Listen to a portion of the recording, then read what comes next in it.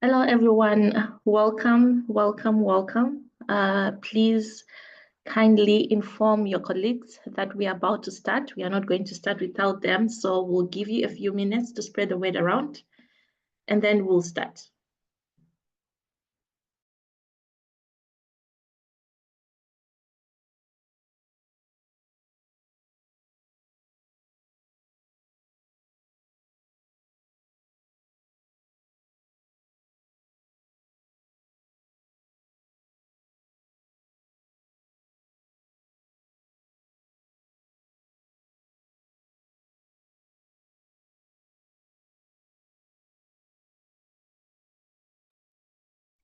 Hello, hello, hello. If you're just joining us, please feel free to use the chat box. Let us know where you're joining us from. I'm joining you from the United Kingdom, and the temperature is not so good. Let us know how you're doing over there.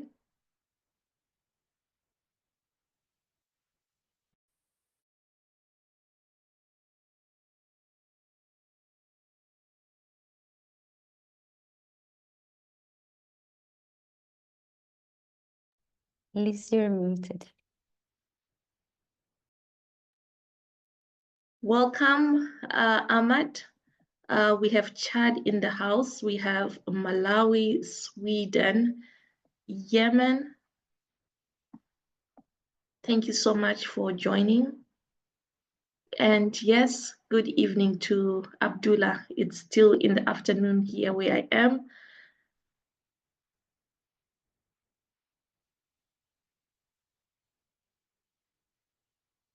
Welcome, Somalia, Philippines, Nigeria, Cameroon, United Kingdom, Zimbabwe, Cameroon, India. I think we are well represented, and I'm sure we can start, but please kindly inform others that we are about to start in a minute. Ethiopia, Uganda, thank you so much. Kenya, Bangladesh, thank you so much for joining.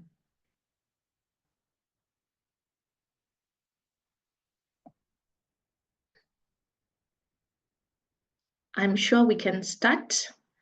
So, good afternoon, everyone, and a happy new year. I'm not so sure if it's a happy new year to you all, but I do hope it's a happy new year. What have you been up to? I know it's been a busy year.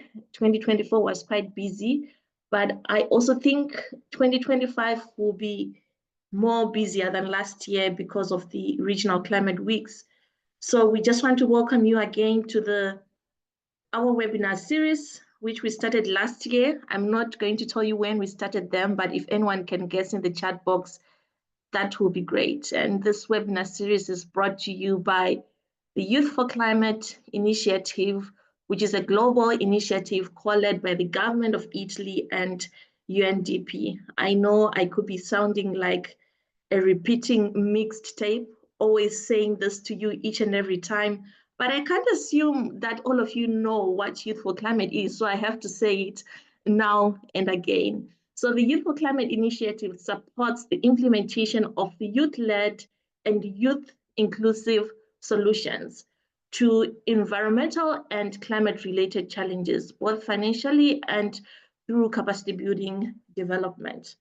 So many people have benefited from Youth for Climate initiative, and up to date, more than 100 young people have benefited, and most of them are in this call. So this webinar series, unfortunately, this is the last episode of the webinar series we started last year, going by the title In Our Shoes, Learning from Climate Innovators. Today, we are going to delve in a very interesting topic, and I can't wait to hear from you, your ideas, what you think about it. Today, we shall be discussing about digital solutions. Why are digital solutions important when we want to address the climate crisis? Have you heard about digital solutions? What are they?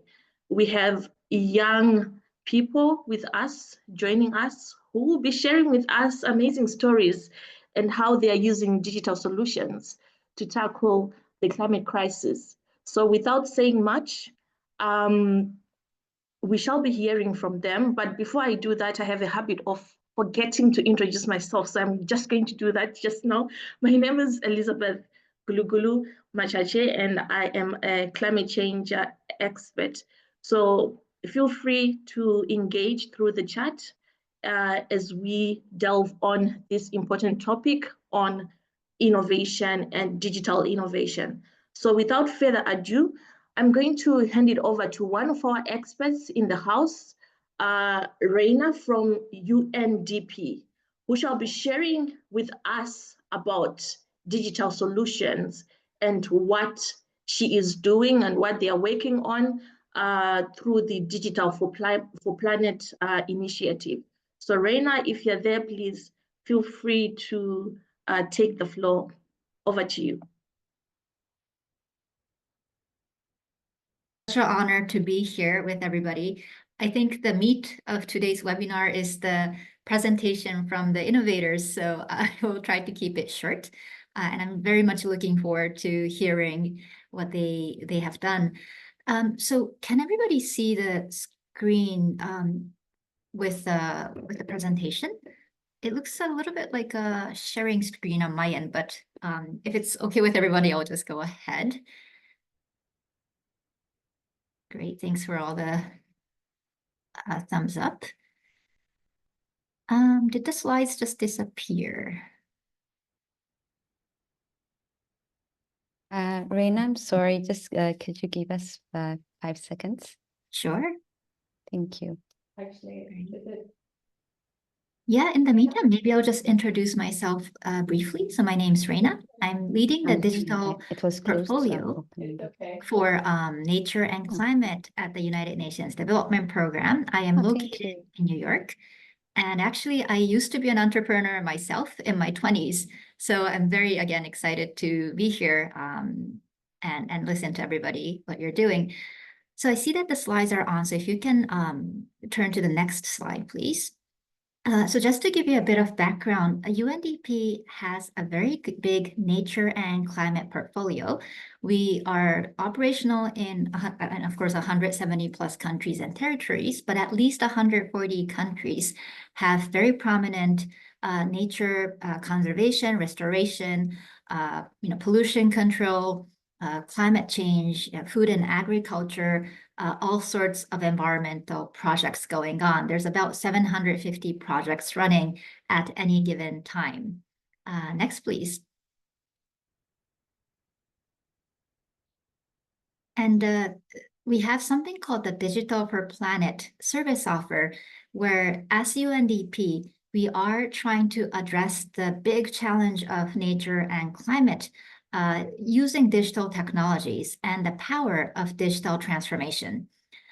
This is just a brief overview of what we do. If you look at the bottom row, the problems that we see, the root causes is, first of all, that digital development is not aligned with the nature and climate needs. Environmental data, for example, is not often a part of, digital ecosystems.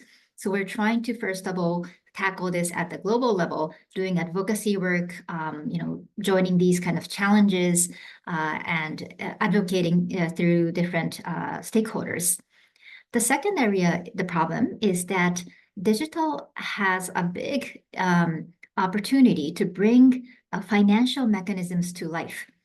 If you think about it, we want to have more funding coming into nature conservation or for climate change mitigation or adaptation. And all of these require different types of financing mechanisms and for the economy to change the way we operate. And this can be done by digital. So what we're trying to do is build digital infrastructure so that governments can empower their citizens to take part in these kind of financial mechanisms. And finally, we notice that technology exists, but it doesn't always reach the Minister of Environment or the local actors in a scalable way. So we are trying to empower the institutions and local communities with cutting edge technology that are already out there, or help them with strategies to bring digital transformation into sectors such as the mini-grid sector or transport sector, or even biodiversity sector, which is coming up soon. So this is what we do. And if you can go to the next slide, please. I just wanted to kind of set the scene by identifying a few big areas that we see that digital technology can help, and your power as youth and people who are so full of ideas can come in and help. And just question, why is climate change so difficult to solve? There's big three reasons for this. And one is that it's not necessarily a technology problem. The technology already exists. However, we are all really locked in to the way we work. And so it is a social economic problem. We need to solve it, not with technology, but with new business models and new ways of working. Secondly, problems are transboundary. It's international and across global value chains or big systems like the food and agriculture system. So we need to work all together, not just through governments, but through different stakeholders and actors such as the private sector or youth, and then make sure that it is inclusive of everybody, including women or marginalized groups of people. And then finally, it has a very strong path dependency. For the past, few decades or more, human, society has been built on top of fossil fuel-based energy and business models, again, economic models. So we need to really do something drastic in order to change this.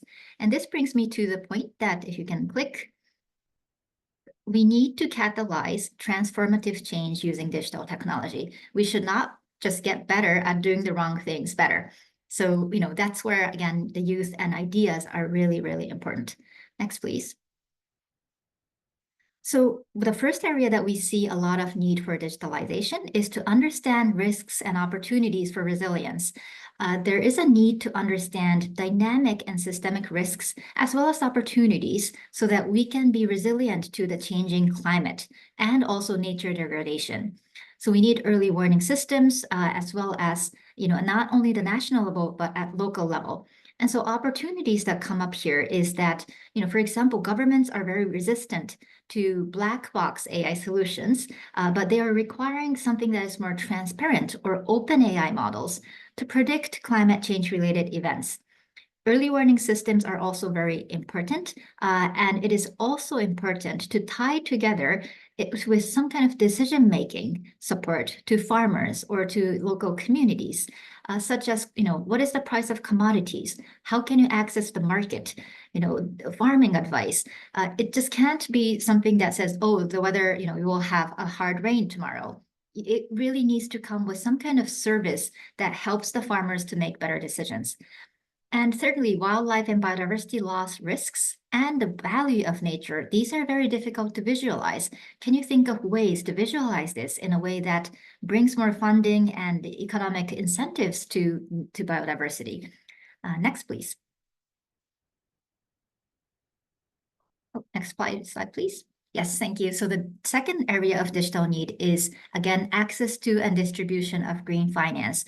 This is where I see a lot of business opportunities because we know that more than 5.8 trillion US dollars is needed to implement the nationally determined contributions, which are kind of the commitments made by governments toward the Paris Agreement, which is, an overarching policy or international agreement for climate change. We need innovative financing mechanisms that can not just bring money to the country, but also reach local communities, as these are the places where changes actually happen. So as examples, measurement, reporting, and verification, which we call MRV. This is a big area. And all kind of carbon mitigation projects need a way to measure the results of the projects. And generally, these are very high cost. But if you can think of something that is low cost, more farmers or smaller scale projects can start to enter the carbon market. So that's one big area. Also, similarly, there's something called a biodiversity credit, similar to the carbon credit. There are discussions happening at the global level on can we create credits for biodiversity results?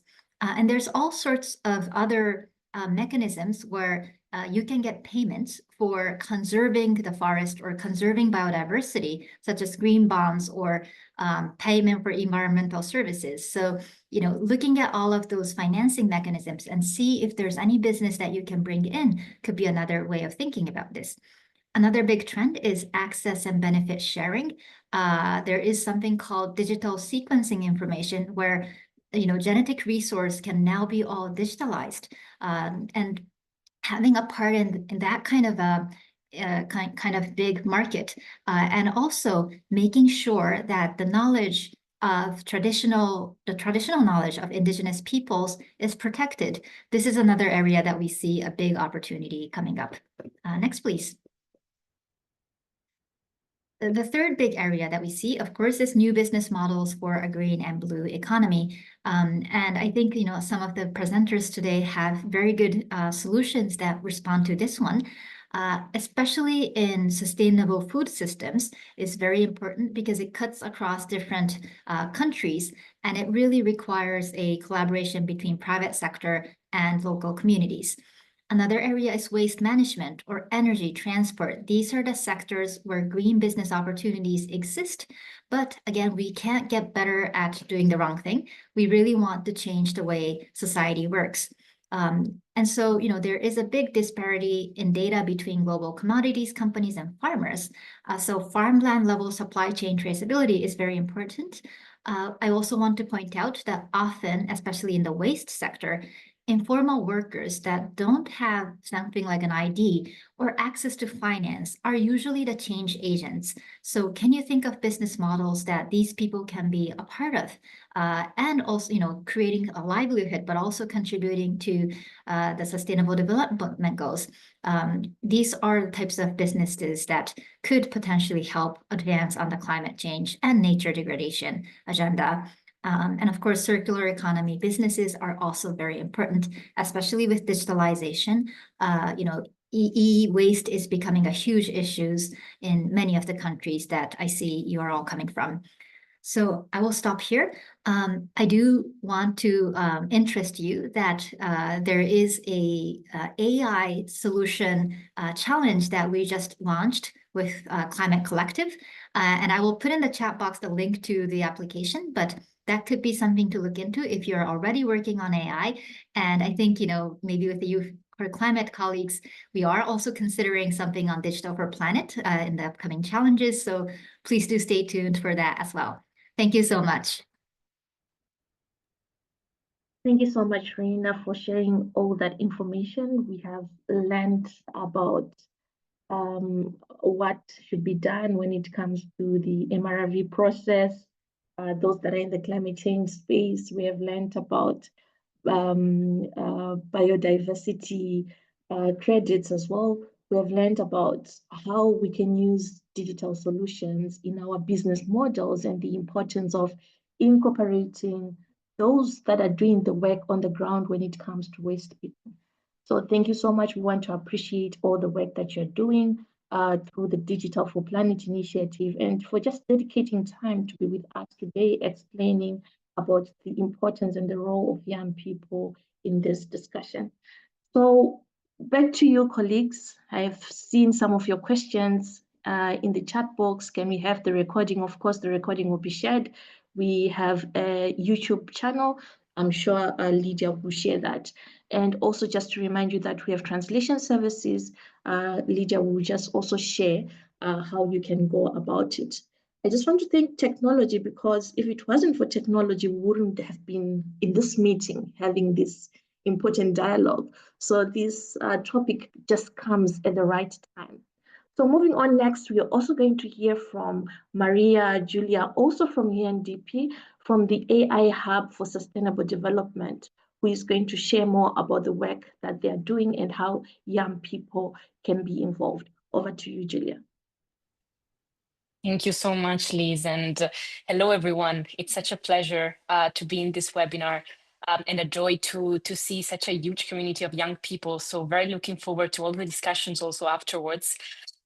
Just briefly, before I share my screen, I wanted to present myself. I'm Giulia Vitaiano, and I'm a digital expert working at the Chief Digital Office of UNDP. And in my capacity last year, I also supported the G7 Italian presidency. As you might know, UNDP was the knowledge partner. And last year, we co-designed this incredible project of the AI Hub for Sustainable Development. So yes, let me just get into the presentation. I hope you can see my screen.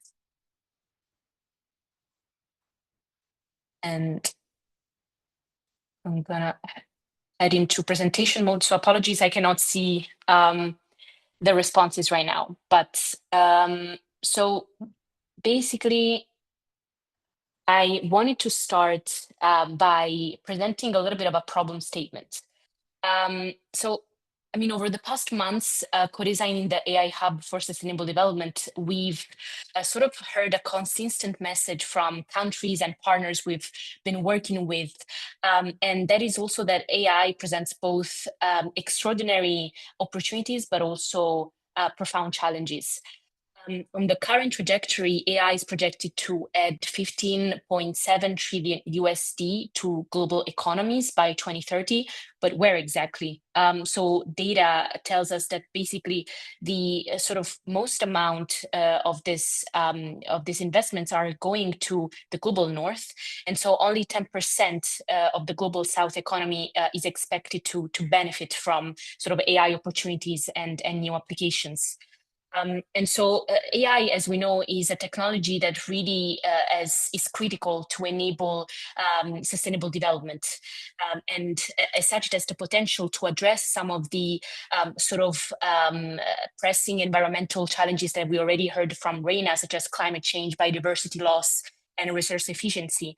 But if we do continue across this trajectory, we risk widening the digital divide and seeing actually more of these sort of developing countries become totally consumers and not really empowered by the AI revolution.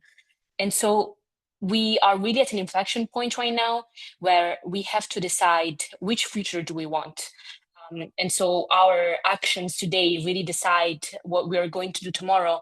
Is the promise of equitable AI going to lead to a more inclusive future and inclusive global growth and sustainable development? Or are we going towards the path of inaction where really status quo AI development exacerbates digital divide? And so I also wanted to briefly mention what we do at UNDP when it comes to artificial intelligence. So really our goal as the United Nations largest development agency is to put AI at the service of the Sustainable Development Goals. And as the largest development agency, we have foot on the ground in more than 170 countries. And so we really are also lucky to see in person and sort of gather information and resources from local ecosystems.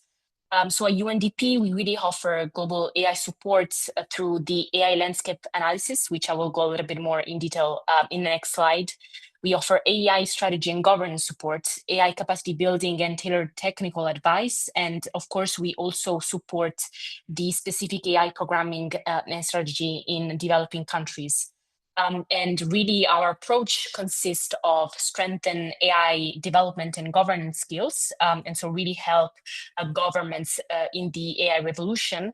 And then we also work a lot with the private sector to really make sure that the local talent is empowered. And I think that's also Reina stressed this point in her presentation before, that is super important to really involve the multi-stakeholder community in the AI revolution and leave no one behind. And the private sector is really pivotal in this sense. So when it comes to the ILA, I wanted to share a little bit more of information because this instrument is really pivotal for us to sort of understand the readiness to of governments to really ethically capitalize on the benefits of AI technology while also mitigating its hazards. And so really we want to make sure that through ILA we understand and governments understand that AI can be used really as an enabler of the economy through strategies, through policies, through trust and safety methods, and laws, and as a user of AI in government and public services. And when it comes to projects in developing countries, as you can see here are just some examples of really the in-country presence, which is fundamental. And over the past years, we have really developed more than 40 AI projects in more than 35 countries across the world. And this leads us to the AI Hub for Sustainable Development, which again has been such a great project to develop together with the G7 Italian presidency last year. And it's actually been established on 14th June at the G7 Leaders Summit in Apulia.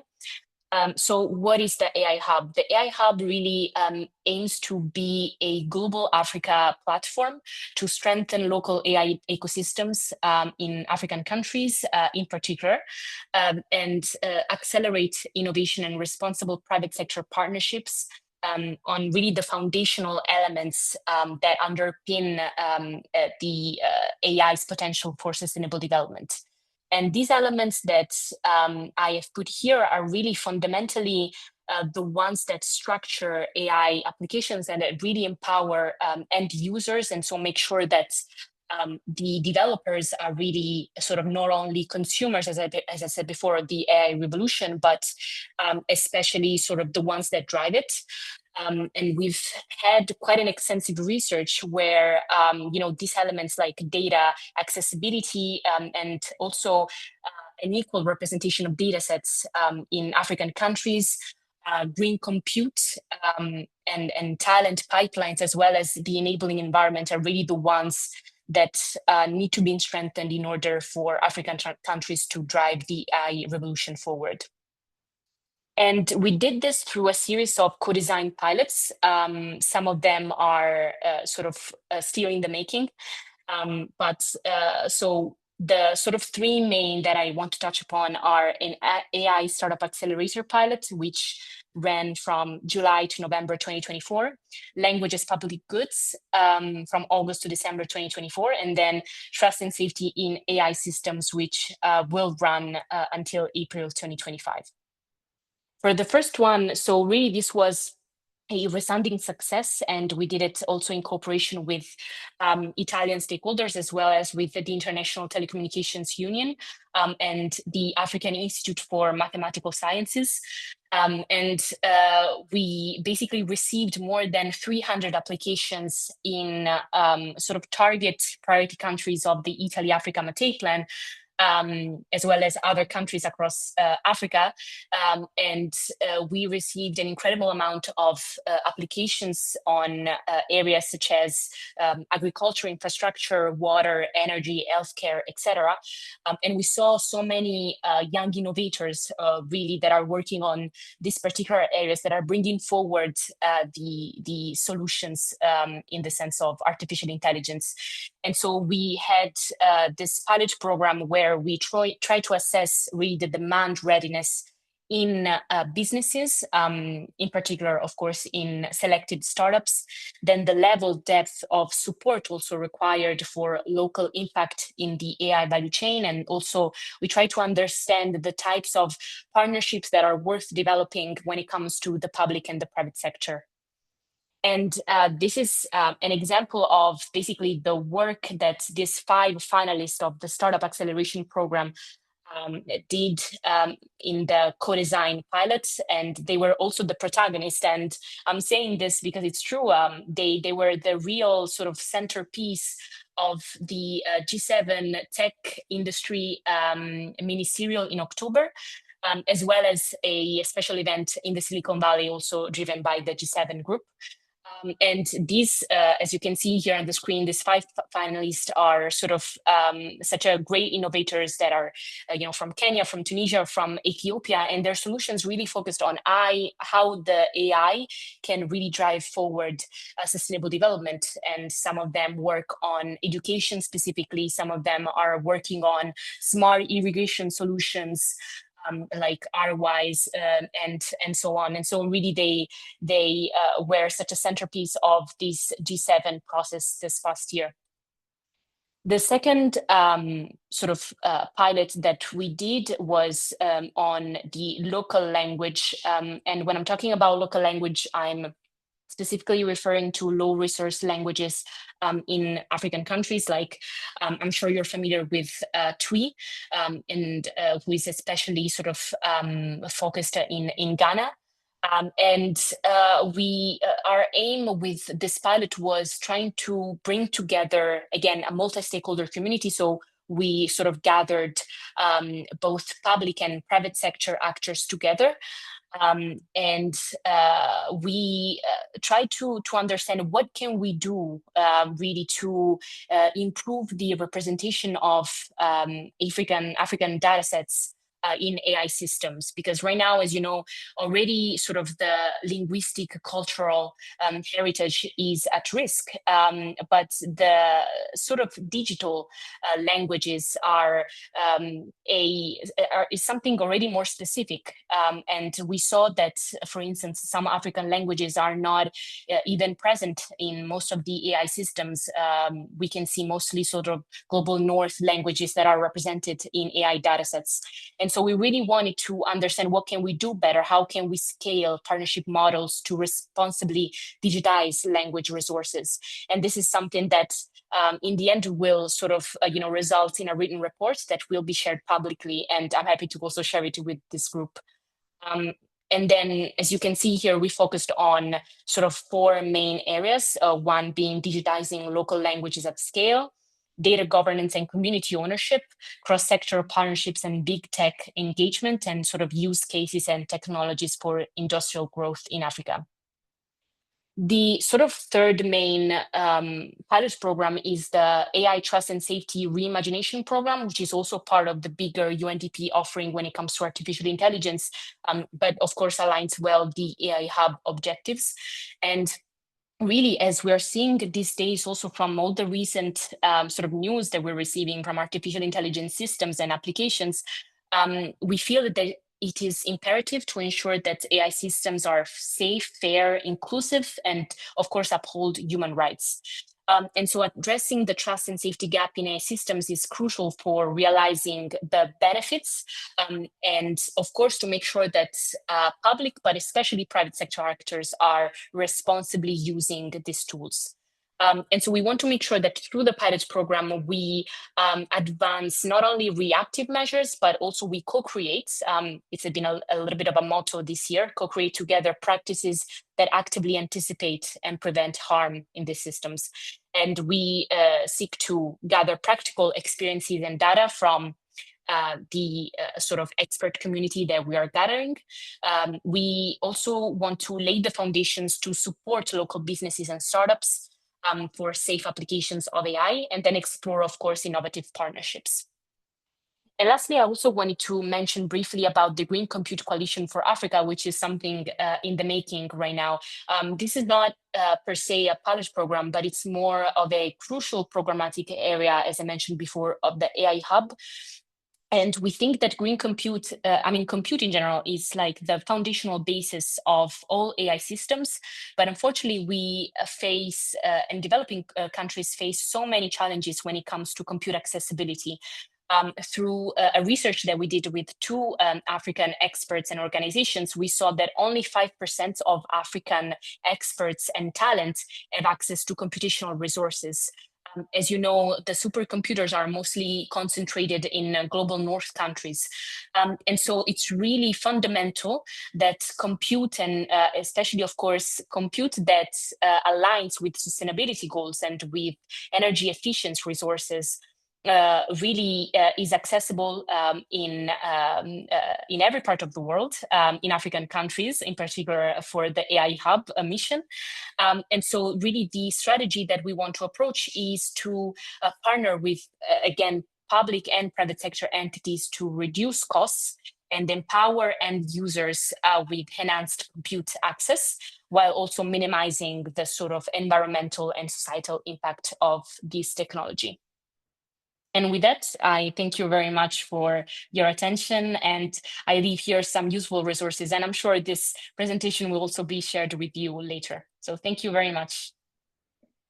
Wow, thank you so much, Julia. That was a lot of information. I also learned a lot about the work that the AI Hub is doing through private and public partnership, how you've supported young people through your accelerator program, and how also you work on synthesizing collection of data amongst a lot of initiatives that you mentioned, which I cannot remember by head, but I just want to say thank you so much for dedicating time to join us today, sharing about the amazing work that you're doing, and I'm sure the slides will be shared with the participants that have joined. So maybe just a question. How many of you are on the Youth for Climate platform? Just let me know through the chat. I just wanted to know how many of you have heard about the Youth for Climate platform or are on the Youth for Climate platform. I would really love to know, because we have something special for you today. But I need to know, have you heard about the Youth for Climate platform? Are you part of the Youth for Climate platform? If you're part of the Youth for Climate platform, how have you maximized on the platform? So keep on sharing that information in the chat, and I shall be handing it over to Lydia, who is going to share with us good news on the Youth for Climate initiative. Over to you, Lydia. Thank you so much, Liz. First of all, I think before sharing the good news, I'm going to start by saying thank you for a lot of participants on this webinar series. First of all, I would like to say thank you so much for everyone who has been attending these online webinars, starting since, I think I'm going to give the answer to Liz's question, but who have been attending these webinars since last year, March. And I see a lot of familiar faces. By now, I am used to even seeing the list, and I recognize most of the participants here. So thank you for taking your time to learn, to grow together, and most of all, to contribute to the larger Youth for Climate community. We really appreciate it. And that's also the reason why we are here. And it makes us feel happy and work even more harder. Next, I want to say thank you for all UNDP colleagues as well, who are here with us, giving their time, expertise to make sure that they share all the information, all opportunities that exist in this climate sphere with the larger Youth for Climate community. So their resources, their informations are very much appreciated. And thank you so much, Rena. Thank you so much, Julia. I would also like to say thank you most of all for the Youth for Climate awardees. You know, they are so busy. They work 24/7 to make sure that their project is on foot. But despite all that, workload, they make sure that they are here with the larger Youth for Climate community. They want to make sure young people learn from their experience. So thank you all so much for that. And of course, Liz and Sahar, the moderator of this webinar, we would like to say thank you so much. Your contribution cannot be even mentioned lightly. So starting from designing the agenda, coming up with the questions, moderating sessions on the platform, it means a lot for the Youth for Climate community. Thank you so much. And we hope this platform can grow even bigger and become a space for young people where they can access information. They can get any kind of opportunities that cannot be accessed easily. So this would not have happened without all this partnership or co-designing. And most of all, I would also like to say thank you for the Youth for Climate team, of course. Roxani is here, Boy, Malak, I see them here, Lakshmin. So everybody here works hard to make sure these webinars are informative. We have all the partners that could add or contribute to the knowledge of our community. So thank you all guys so much. And going forward now, drum roll, we're very we're very happy to let you know that now you can access information, data, knowledge even easier than the Youth for Climate platform. It's going to be on your fingertips. So we're launching the Youth for Climate app. You might have seen it on our social media, but we have officially launched the Youth for Climate application, which could be accessed through Play Store and also Apple Store. I'm going to share my screen quickly so you can go ahead and scan. Okay, here we go. Go ahead and scan the QR codes here, and you can have our platform easily on your hands. So let's say you want to say something, you have thoughts, go to your phone rather than going to Facebook. Now you can go to the Youth for Climate page and share your knowledge and also your insight. And this is not all, Liz. We also have integrated gamification feature to the platform. So this means when our members interact with contents, share posts, join a group, or let's say they are sharing news or opportunities, they will be gaining points. And then with the tasks they are also completing, for example, we have now arranged 5 milestones, so they can either be active members or as active contributor or a moderator or a climate journalist or a community contributor. So we have these 5 milestones, and with every activity they accomplish, they get closer to getting a badge, which will be visible for the whole Youth for Climate community on their profile. And also for the first Youth for Climate member who becomes an active member, we're going to give them a Youth for Climate scarf. So that's also one good news. But yeah, I think it's going to be more rewarding, more engaging, and we would actually like to encourage you to make sure that you use and utilize all the resources we have on the platform. We have recordings, presentations, opportunities there. So make sure you use all the resources there, share it with your friends, share it with the young network you have. And we're very happy to be here with you guys. And yeah, that's it from my side, Liz. Thank you so much.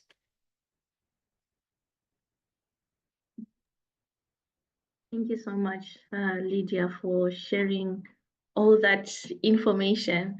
Please tell your friends that Youth for Climate is the right platform to be. All the games that Lydia has shared, the awards, the badges that Lydia has shared, you wouldn't want to miss. I've already downloaded my application, so I don't know what would stop you from not downloading the application on your phone. So please, please, please kindly inform others that we now have this platform, and anyone can download it, and anyone is free to share any climate-related content on that platform. Thank you so much, Lydia. Much appreciated, and thank you so much to the Youth for Climate team for all the hard work in ensuring that young people are engaged on climate-related information. Now, moving on to the next session of this webinar series, we are going to run a poll, and we want to hear from you. So Lydia, let me know if you're ready to share the poll. You'll see the poll on your screen. So once, yes, it's here, I can see it on my screen. And the question is, what do you think is the biggest gap or challenge that needs to be addressed by government and the private sector in ensuring trust and safety in AI systems in your country? So you can choose any answer. We have lack of transparency in AI decision-making and data usage, weak or inconsistent regulatory frameworks across regions, ethical concerns, including bias and discrimination in AI models, insufficient collaboration between governments, private sector, and civil society, inadequate cybersecurity and data privacy measures, limited public awareness and understanding of AI risks. So in 30 seconds, please let us know what you think is the biggest gap or challenge. that you have encountered in your country. Okay, from my end, it says host and panelist cannot vote. I'm not so sure. Are you able to vote? I am not able to vote from my end, but let's check the chat box if people can vote.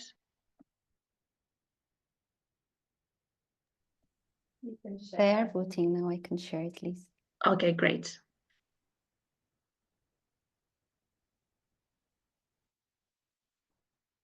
Okay, please vote, please vote. Okay, so from the looks of things, it looks like limited public awareness and understanding AI risks is on top with 34%, followed by insufficient collaboration between government, private sector, and civil society with 24%. And we have weak or inconsistent regulatory frameworks across regions, 16%. Inadequate cybersecurity and data privacy measures, 10%. And lack of transparency in AI decision-making and data usage with 9%. So thank you so much. Thank you so much for sharing your thoughts. This really will help us to understand the challenges that you are facing in your countries regarding to digital solutions. So now moving on to the Youth for Climate awardees with us today, and who will be sharing their innovations with all of you guys here. I would love to introduce you to, we have Mariam Bello, we have Esther, we have Lesego. And then from there, we are going to hear from the other Youth for Climate awardees. So if Mariam, Esther, if you're there, we are going to start with Mariam. I'm going to ask you to put on your camera and unmute yourself, and maybe if you can start by giving us a background of Parker's Resilient Health, what it does, introduce yourself and tell us about your initiative. And also, please feel free to explain to us the interlinkages of AI, health, and climate change, and what made you to come up with this innovation. Over to you, Mariam, if you are here. Hi, Liz. Can you hear me? Yes. Okay, good. Please let me know at any point if I'm not very audible. Thank you so much for the introduction, everybody. I am Mariam Bello, and I'm a 2023 Youth for Climate awardee. And so I'm super excited to be here talking about my solution. So when I won the Youth for Climate Challenge, the person who presented me on stage was Elizabeth. And she said, someone who managed to integrate in climate change. And that was healthcare for me. I still remember that statement every time. And sometimes I go back to watch that video. So yes, I was able to find the interlinkage between climate change and healthcare.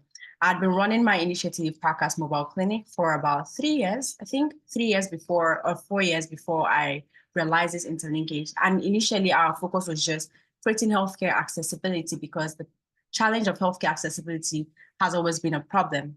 However, with time and a lot of research, we got to realize the fact that flooding is also a very big challenge that is caused by climate change, and that poses a big problem when it comes to healthcare accessibility, especially for underserved communities and urban areas as well. And so we've been leveraging mobile clinics to provide healthcare services to these underserved communities. However, with time, we realize that it is not very sustainable, given the fact that when there's flood, mobility becomes an issue. And a lot of people that have been suffering from the challenges of healthcare accessibility, mobility has always been the issue. So then technology was the solution we thought of, which is telemedicine. So we developed a telemedicine platform with the support and assistance from the Youth for Climate team and UNDP, which we are very grateful for. And so this telemedicine platform is aimed at bridging the gap between our target beneficiaries and their accessibility to healthcare services. And additionally, how this works is they go on our telemedicine platform, they book a consultation with our healthcare providers, licensed and professional healthcare workers, and then we consult on primary healthcare and so much more.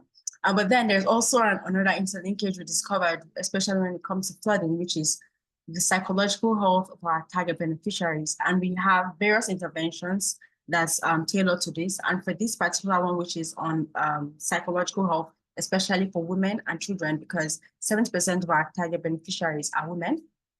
And so we have our special healthcare providers that provide consultations in this field.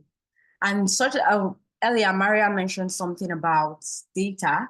And data is a very, very big issue we have in Africa, and especially when it comes to healthcare, which is very, very important. And so we also integrated an electronic health record system where we collect data for our target beneficiaries. Then we also discovered another problem, because this is also a learning journey for us. And the other problem was that not everybody is able to adopt our solution, which is the telemedicine platform, because some people are not very digitally inclined. And so we just very recently integrated a special non-toll-free call number that is active 24/7 for our target beneficiaries. And just to explain something around the interlinkage between healthcare and climate change challenge.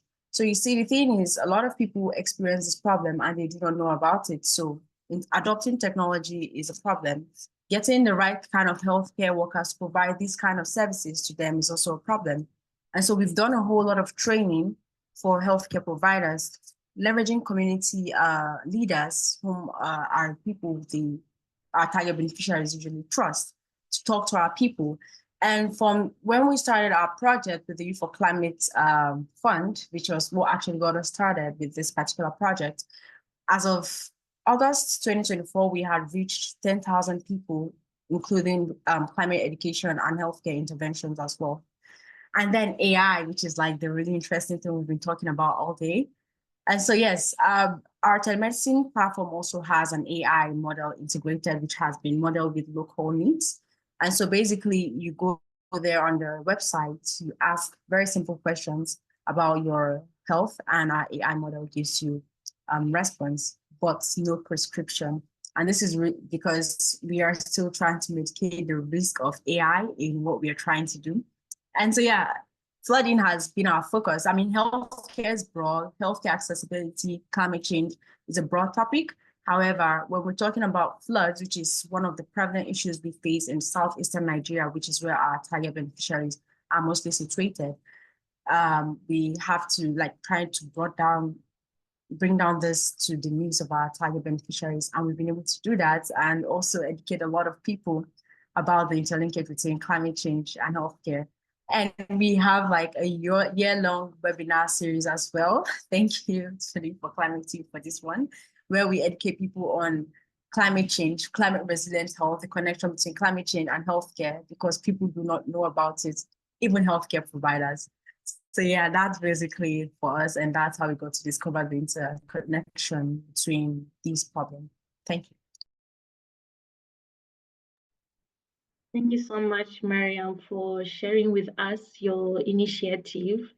I hope other young people that are here joining and listening to this webinar series, they also feel inspired. Please feel free to follow Mariam on LinkedIn. Follow her work. If you have any questions in line with climate change and health, feel free to get in touch with her. She will be happy to respond to you.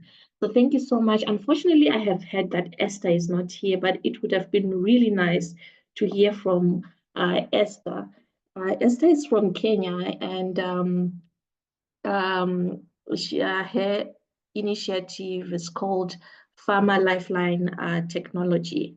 But unfortunately, she is not here. And in case she pops up, please kindly inform me. It would have been good to hear from her. So we are going to move on to Lesego. Lesego is from Botswana under the Global Youth Parliament. Lesego, what motivated you to initiate a project that focuses on an energy efficiency rating system, and what were the gaps you identified to come up with this solution? Before you speak, Lesego, please feel free to give us a background about your initiative, about yourself, so that people can get to know you and understand more about your initiative. Over to you, Lesego. All right. Thank you so much, Elizabeth. I really appreciate you hosting us this afternoon. And also, let me take this moment to greet everyone who is joining us this afternoon. The audience that we have here, the amazing experts from UNDP who were sharing with us amazing insights earlier regarding the initiatives and programs that they have at UNDP. And most importantly, the Youth for Climate team, the incredible team that is behind everything that involves the projects that we will be talking about this afternoon. So I don't think that we would be here right now talking about all these amazing things if it was not for their hard work and the support that they've given us. So my name is Lesego Monto. I'm a youth innovator from a country called Botswana in Southern Africa. I'm here representing an NGO called Global Youth Parliament Botswana, which is a youth-centric organization that is focused on promoting youth leadership in matters of innovation, in matters of social justice, research, and innovation. So this afternoon, I'm here because in 2023, we had the privilege to be Youth for Climate awardees through an innovative, unique project called FIERCE, which is the short form for Futuristic Energy Efficiency Rating System. So this is basically a tool that helps building owners, homeowners, and even business owners to understand their energy consumption patterns in their homes, in their buildings, and in their businesses. And most importantly, it helps them to reduce their energy waste. So Elizabeth asked a very important question to ask: what is it that motivated this FIERCE project, or the initiating of the project that I'll be talking about here? So the motivation behind FIERCE began during my time. I was a student at a university called University of Botswana. It's one of the biggest institutions of higher learning in Botswana. So at that time, I observed a significant energy waste, whereby students would often leave lights on and electrical appliances, and they would even leave for class, and even during the brightest hours of the day, the lights would still remain on. So this wasteful behavior or unsustainable behavior didn't just remain with students. It went beyond to even the lecturers and even lecture halls, offices, and even government offices. When you drive around the city, you see the same pattern continuously spreading in our community. So I would say it's a behavioral thing. It's a thing that we had as a habit, as a society, as a nation, but most people didn't see the harm or how unsustainable and how costly it was to us. So despite Botswana being one of those countries where the standard of living is really high, so that means we have high electricity tariffs in Botswana, there was still little awareness or effort to reduce the unnecessary consumption that we were experiencing. So at that time, when we got to be called for Youth for Climate in 2023, Botswana was not energy self-sufficient. We were importing over 40% of our electricity from the neighboring South Africa. And sadly, South Africa at that time, she was also experiencing severe power cuts and energy shortage. So this meant that our energy supply was to a certain degree affected, or it was vulnerable. So when we began implementation, by the way, when we won our Youth for Climate Award, this was just an idea. It was not an existing project. So in 2024 April, when now we started our implementation, the first task that we had to take care of was doing a research to understand the statistics, or to get the data that will inform our implementation. So We conducted that research involving the Ministry of Energy here in Botswana, Botswana Energy Regulatory Authority. These are the key stakeholders when you talk about energy here in Botswana. They're the ones who make regulations, they make laws, they make policies as to every single thing that involve energy. And also we sent one of our questionnaires to the Botswana Power Corporation, an agency that deals with power distribution and even pricing here in Botswana. Unfortunately, Botswana Power Corporation didn't give us feedback.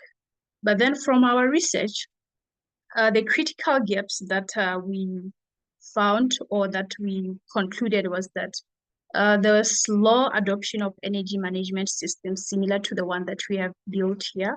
So even though some energy efficiency initiatives exist here in Botswana, the implementation rate is very low. The second thing that we found from our research was that there's lack of awareness among the consumers or Botswana, the people in our nation. So according to the energy engineer that we consulted with, or the one we gave a questionnaire to during our research, engineer Marcelo, she is an energy engineer at the Ministry of Energy. She gave us an answer to say that many consumers lack knowledge about energy efficient technologies and even the importance of adopting those. The third gap that we found through our research was that there's limited government-led initiatives. So the Ministry of Energy, they shared with us that they have implemented appliance labeling schemes. I think these ones we are all familiar with, the ones you usually find in your refrigerators, in your air conditioners, and other electrical devices.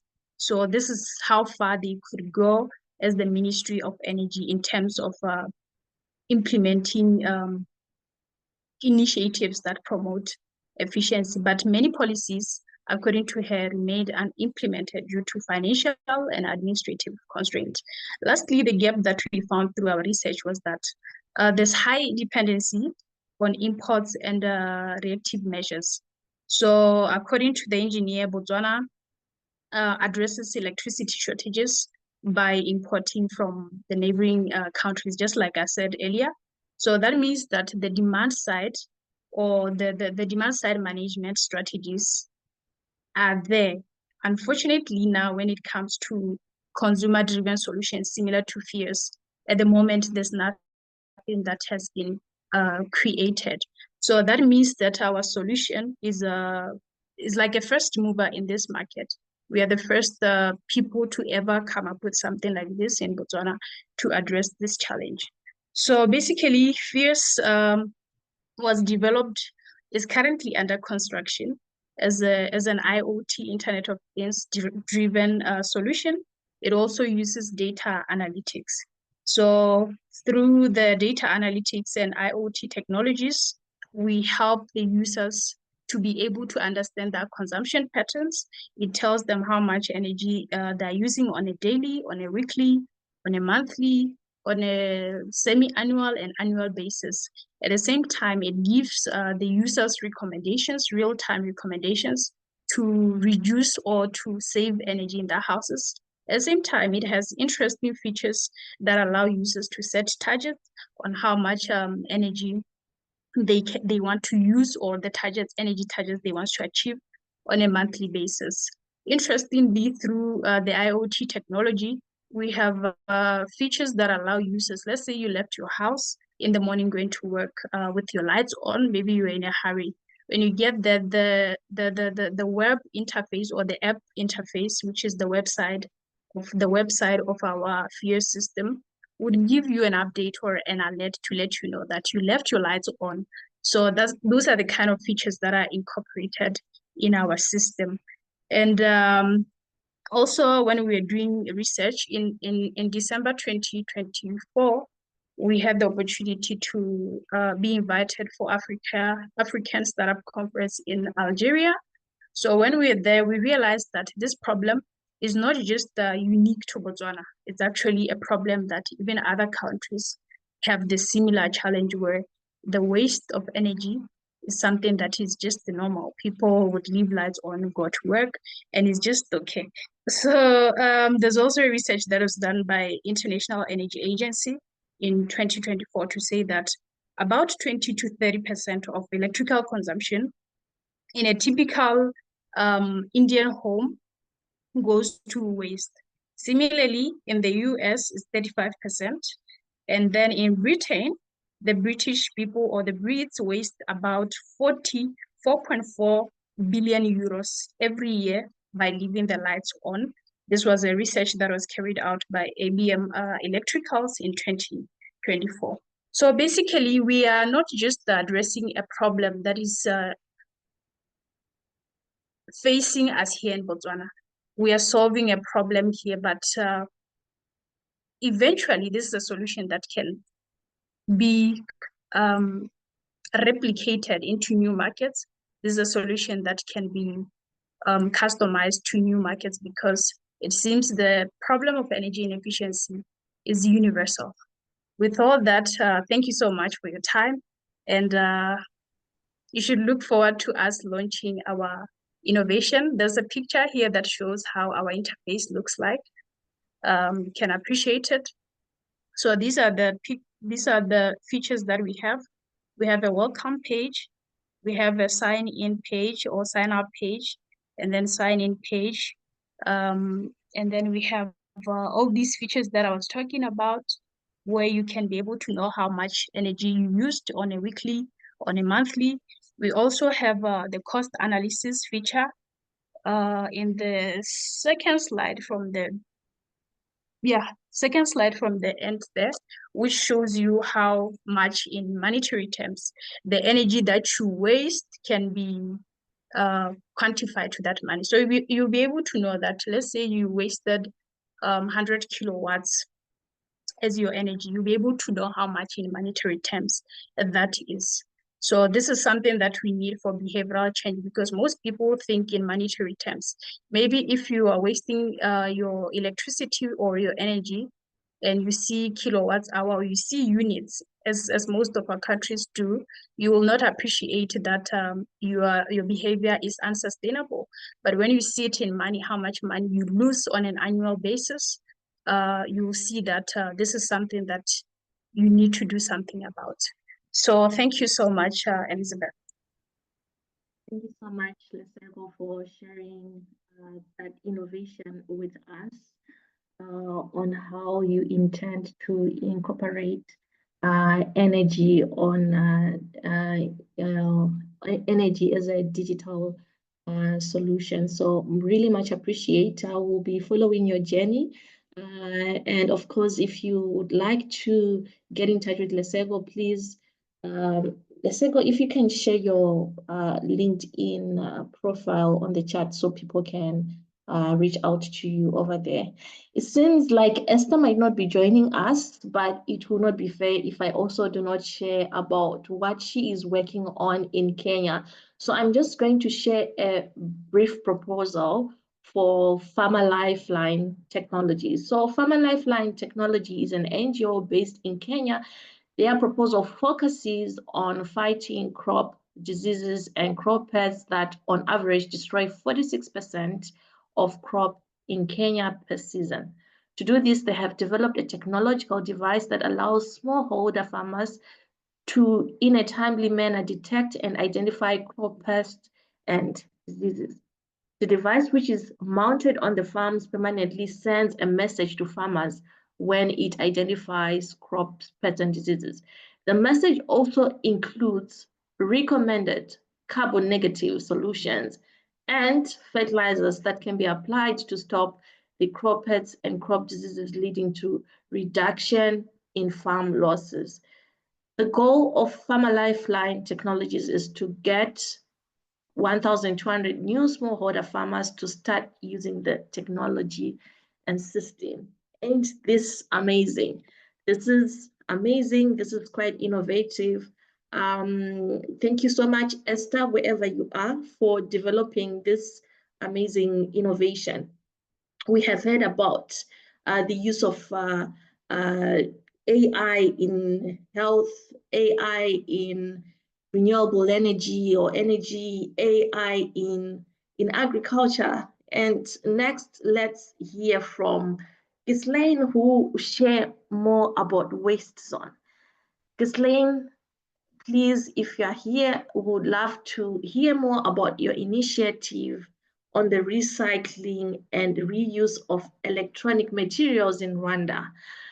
Give us a background. What have you been doing? Why did you come up with this initiative? And also maybe explain to us that through the machine learning technology, what impact have you made in your community and which partners are you working with? I think we had a speaker from UNDP who touched a bit on waste. That's Reina, who touched a bit on waste and how we need to make sure that we're using a community-based approach. So over to you, and yeah, feel free to unmute your microphone. All right. Thanks, Elizabeth. I hope everyone can hear me well. I'm so glad to be here just to share our journey as Waste Zone. So Waste Zone is a social enterprise based in Rwanda, and we are on a mission of redefining the future of urban mining. For those that are wondering what's urban mining, so urban mining is a concept that is rethinking the way that we utilize materials. So basically, rather than mining virgin materials, how can we sustainably utilize already existing materials stored in the form of devices? So globally, over 40 million tons of waste are ending up in the landfill. And if we are to reimagine the way these resources can be utilized, we can unlock different sustainable raw materials that could tackle different problems. For instance, with this approach, there is a possibility of solving different issues, including digital divide. Like right now, as we speak, over 300 million Africans are digitally excluded. So just because most of devices are super expensive for them. So for instance, just to take an average of 6 months equivalent salary for an African, like low income African to purchase a brand new devices. And we need to solve this, ensure that most devices are accessible to low income earners. Next slide. So at Waste Zone, we are on a mission of redefining urban mining. So basically we are trying to bring together consumers, manufacturers, and recyclers to reimagine the way that we can trace materials throughout the value chain. So how do we bring back all the materials from households and ensure that we are able to make most of them and bring the value, like, the outcome, which is really sustainable, as well as even consumably shaped in a way that it benefits both consumers and manufacturers. Next slide. So how are we doing this? So we have different solutions. So it's a systemic solution that targets different stakeholders. So the first solution is a platform, a mobile app, which can be accessed via both Android as well as iOS. So this platform enables consumers to sell their used devices. So this could be a laptop, mobile devices. So we buy back all these devices and bring them to our site where we trace materials utilizing machine learning technology. So the idea is that to capture different materials that inform different refurbishment needs. Some of the materials that cannot be refurbished, we take them through our second platform, which targets manufacturers. So manufacturers can utilize this platform to trace and buy secondary raw materials, including copper, aluminum. So by doing this, we create a zero waste value chain. So basically, that we refurbish devices. So if a device cannot be refurbished, we extract secondary raw materials for manufacturers. Next.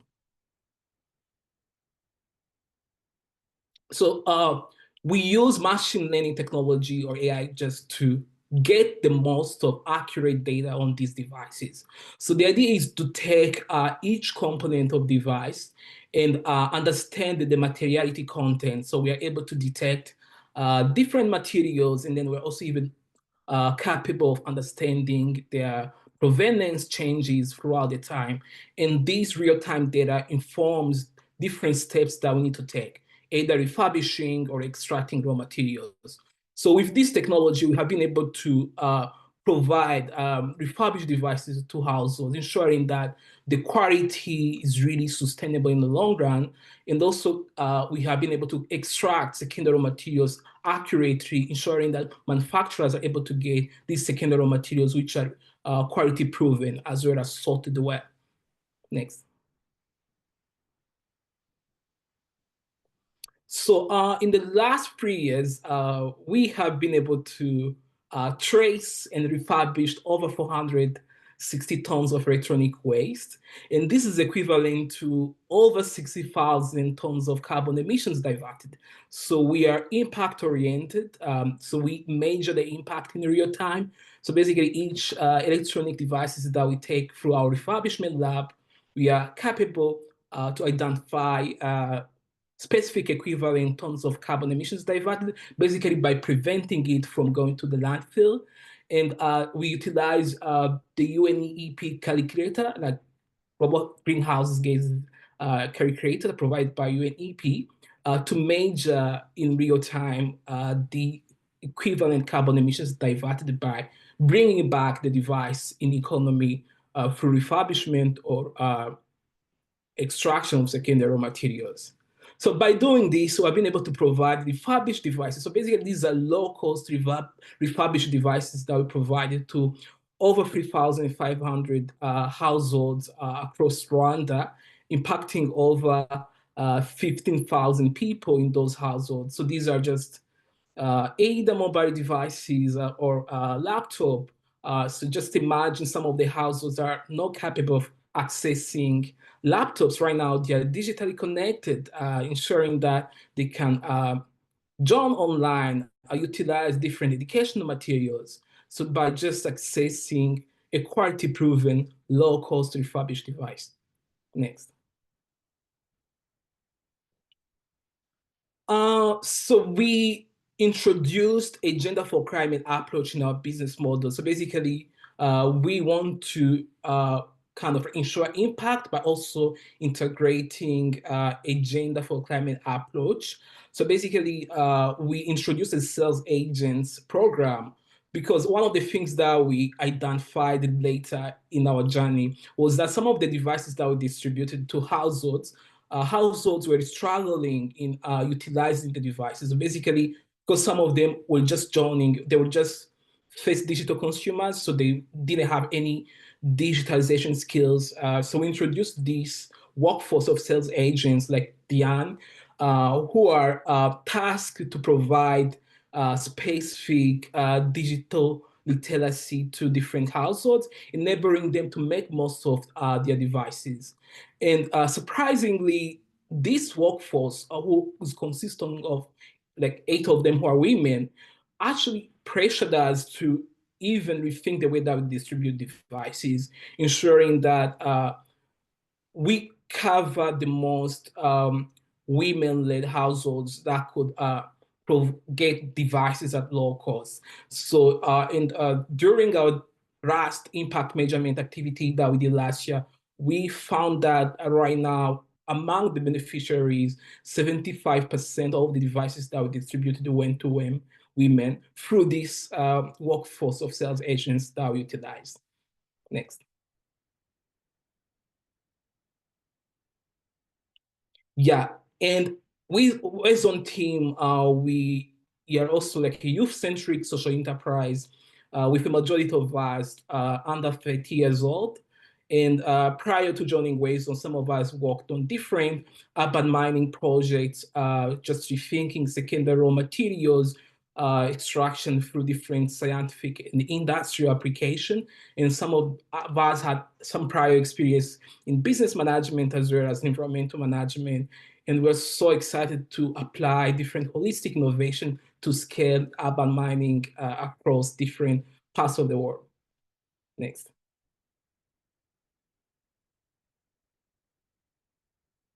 So just jumping on the question I was asked, who are the partners that we're working with, and how can we rethink partnerships that works for sustainable solutions?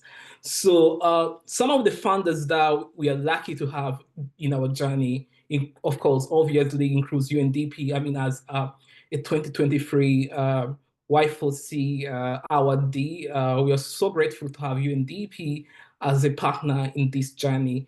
So alongside with different funders, including F5 through their Tech for Impact program, Box through their Box Impact Fund, Global Warming Mitigation Project through their Killing Cap Prize, so and other partners that we have not listed here, so including French Development Agency, MHub Tech. So we are so grateful to have them just powering our innovation. Some of the funds, we have been using them as like long-term solution just to build up some infrastructure as well as covering some operational costs. And we also have UMich, University of Michigan, who assist us in building machine learning solutions. We also have ITU through their partner to connect program where we are rethinking market access and distribution, especially to connect more people, bring them online. Next. So how can we get involved? There is different ways to get involved in our journey. So if you're a user, especially based in East Africa, unfortunately right now we're able to cover East Africa, but hopefully that we can expand in further African countries. You can download our app and transact devices, especially if you have like used devices, rather than dumping them in landfill. You can utilize our app to transact them. You can also join the Consideration Fellowship, which is our early career stage program that we run throughout the year. So this fellowship is really open to young people who want to join us, to work with us on a paid part-time basis, just for 3 months, and learn some of the things that we're doing here, also contributing. You can also link us with manufacturers. Next. So by wrapping up, we invite everyone to join us in this fulfilling journey of building a win-win future for consumers and manufacturers. Thank you. Thank you so much, Ghislaine, for the amazing initiative that you're doing, and wishing you the best with everything that you're doing in Rwanda. So last but not least, we are going to hear from Vincent, who is from Uganda, Shareland. Vincent, thank you so much for joining the session.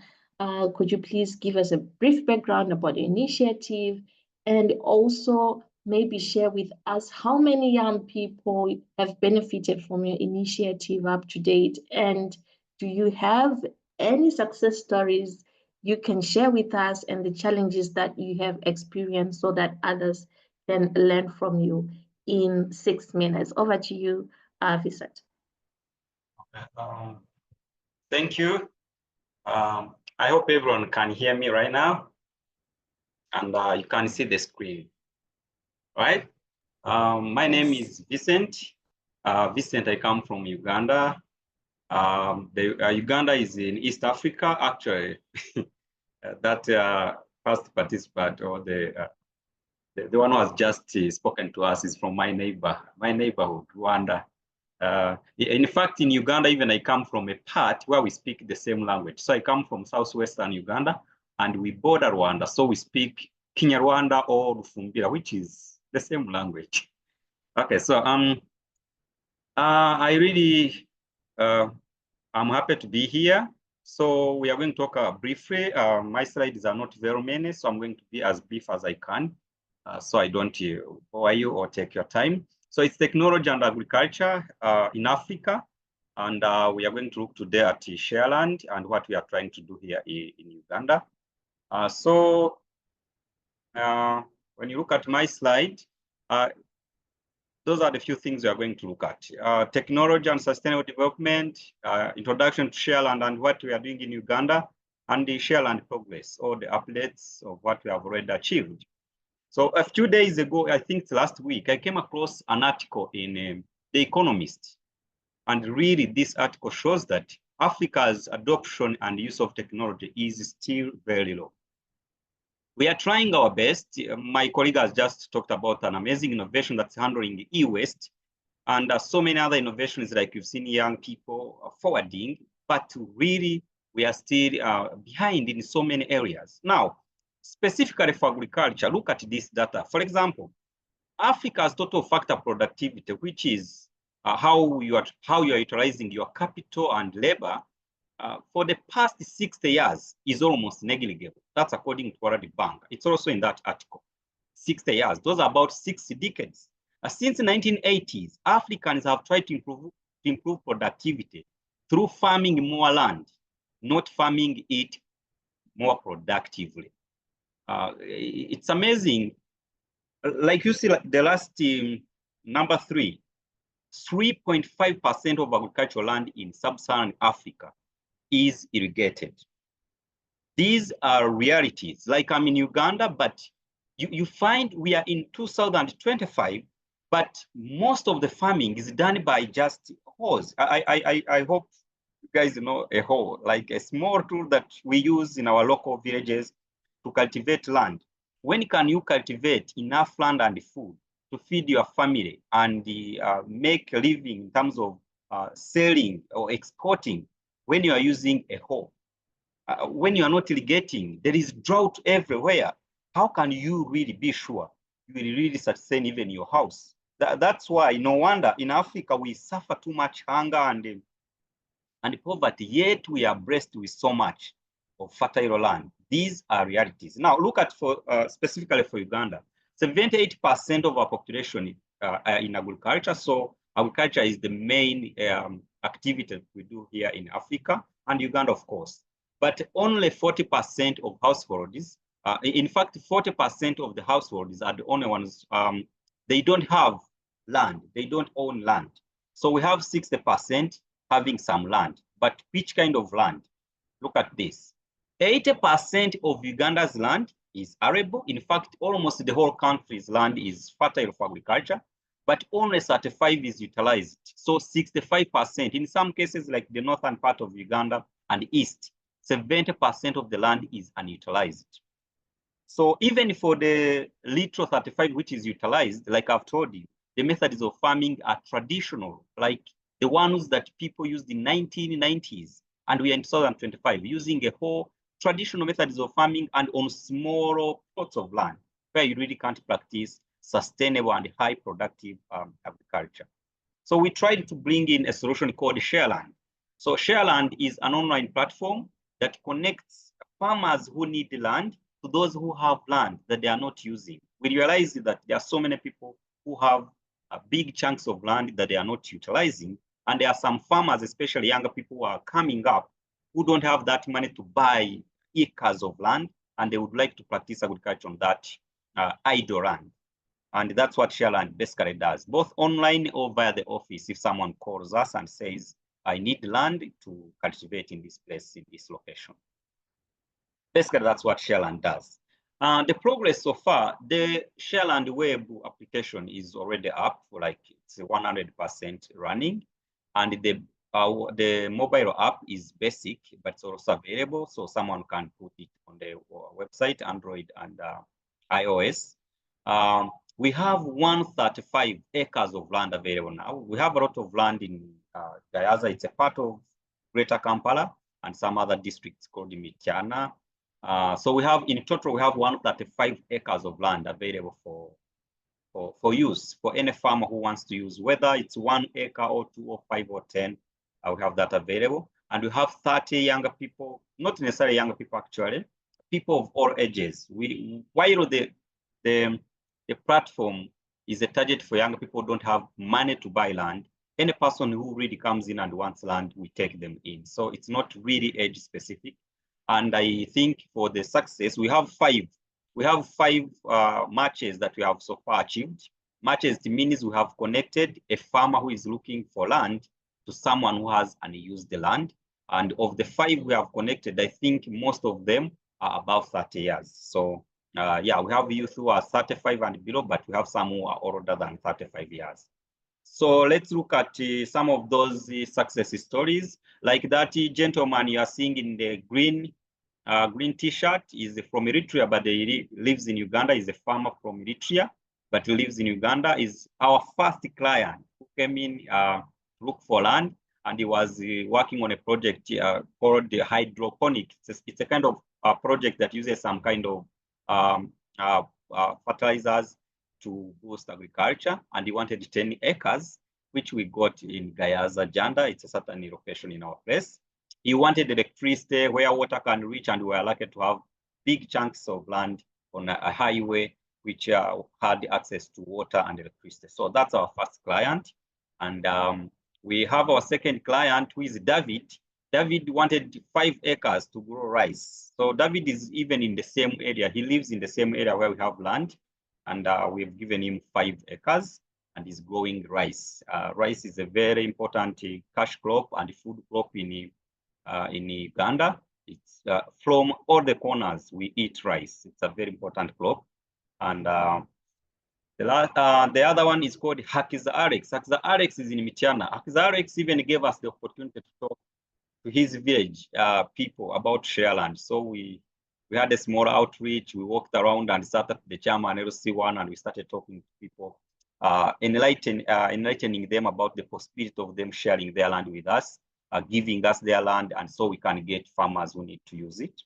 And Hakizman is also using 5 acres. We have about 35 acres of land in Mityana, another place in Uganda. So, but we have some challenges. So we have 5 matches. I've just showed you 3 of the successes, but we have some challenges, things that have surprised us in our few months of operations.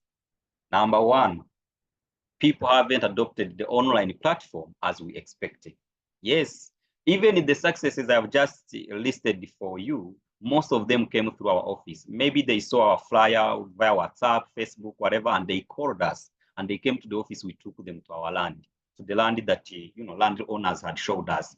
It's rare for people to post the land on the platform and then they connect it to their farmers on the platform without our involvement. And that's what we had envisioned.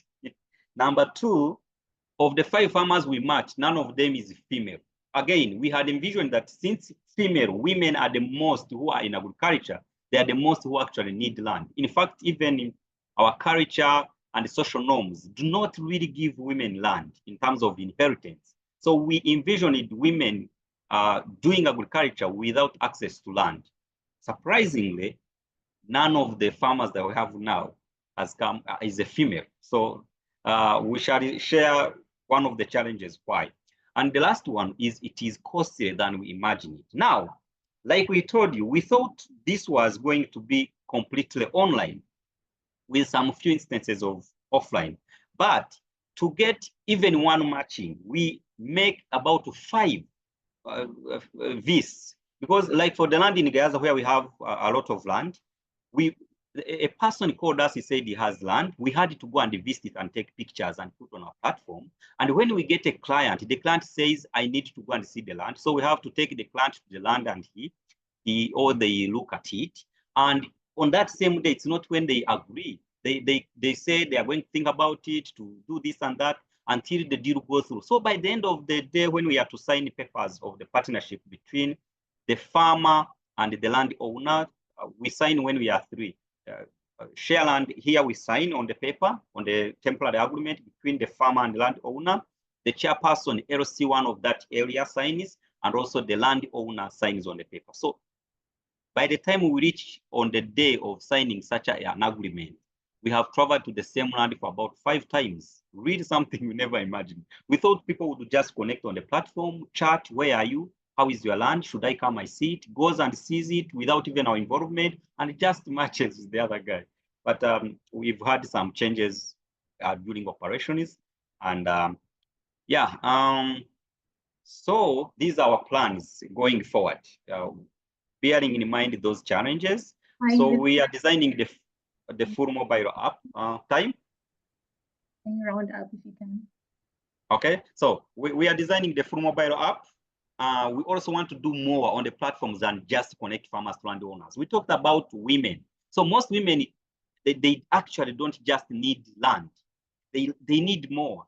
They come and say, so you guys do provide fertilizers? Do you enable us to do that farming? Because for us, we thought about it in a simple way. You need land, we give you land. But farmers actually need much more than just land to be able to carry out agriculture. So we are going to add more services on this platform that will make even the uptake be high. Other additional services. There are so many of them. We could connect them to equipment, financial loans or insurance for agriculture, inputs, fertilizers and seeds, and so many other things, agriculture, education, and all of that. We have a lot we are planning so that we make this application more relevant than just connecting to land. Lastly, we want to partner in some places that are far, so we don't go there to do the field work. We instead use our partners. So we have a plan of going to a certain place called Kagadi. We have got a group that we are connecting to of women, and we want to work through those partnerships so we don't make these field works or travels that really are costly.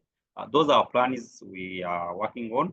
And yeah, that's it. So at Mikra, I would like to say, or at Share, and we like to say one thing: never create a solution that has no problem, and most importantly, never create a problem so as to sell a solution. That's a principle that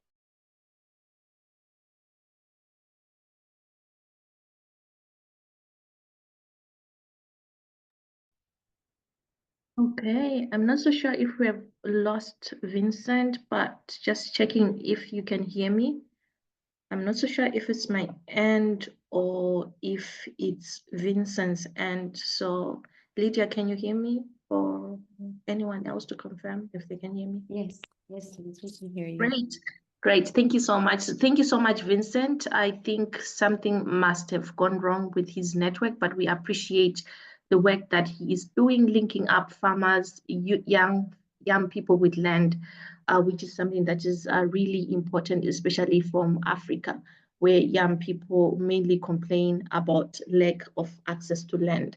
Thank you so much to everyone who has managed to join us, but I'll just give a minute. I'm not so sure if Rena is still here and Julia, if they're still here. If you have any feedback that you would love to share or any comments that you would love to share before we close the meeting, and those who can respond to the questions that were coming through the chat, please feel free to do so. But yes, over to you, Julia. I can see you're here. Over to you if you love to share any remarks. Thank you so much, Liz, and thank you so much, really, to such a great and powerful and really incredible community of young people. This is very, very great to see, and really all this innovation sort of come alive in this big space that is Youth for Climate. So I'm just very grateful, first of all, of having been part of this webinar today. As I also saw Reina trying to answer some questions in the chat, so I was also trying to do the same. I saw some very interesting ones already posted there. But I mean, for the rest, I just encourage everyone to also reach out to, I think some of us also shared our LinkedIn's and sort of the websites and main resources where you can find us. And please do reach out and just feel free to pose more questions and just be in contact with us. So yes, with that, I leave it back to you, Lisa, and thank you so much again. Okay, so it seems as if Reina has left, but we also want to appreciate you both for joining the meeting and engaging and following the conversations that the Youth for Climate awardees had to share. And to the amazing Youth for Climate awardees, Ghislaine, Vincent, Lesego, Lydia, not Lydia, sorry, Lydia, Lesego and Esther in absentia. I think Mariam, yes, Mariam. Thank you so much for sharing your innovations. If we could have the whole day, we would have continued with the discussion, but unfortunately, we might need to finish this discussion on the Youth for Climate newly launched application. Make sure you do download your app. We started this journey last year in March, and till date, we have engaged more than 1,000 young people on this webinar.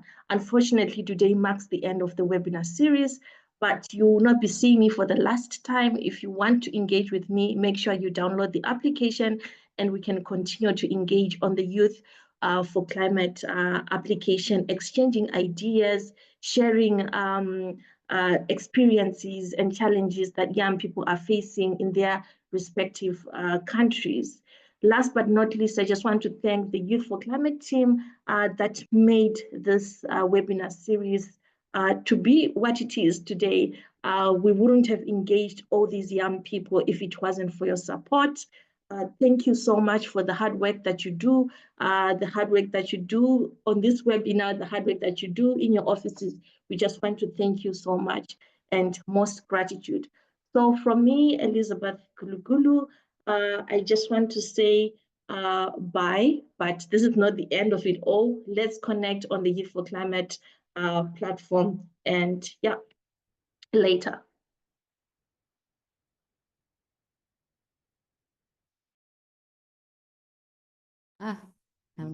Thank you. Thank you, everyone.